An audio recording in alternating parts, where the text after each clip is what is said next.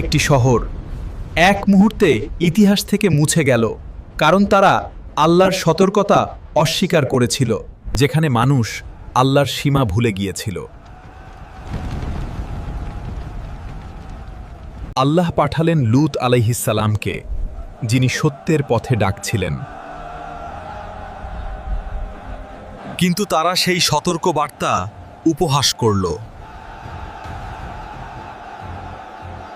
তারা বলল, তুমি যদি সত্যবাদী হও তাহলে শাস্তি নিয়ে আসো।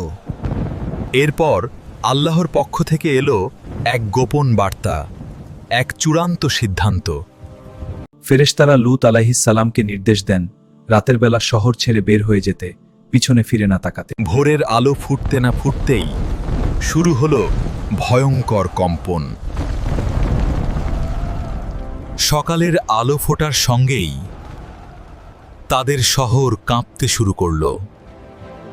এরপর তাদের উপর আকাশ থেকে কঠিন পাথর বর্ষণ করা হয়।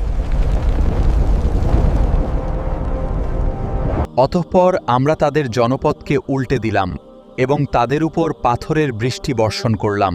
সূরা আল হিজর।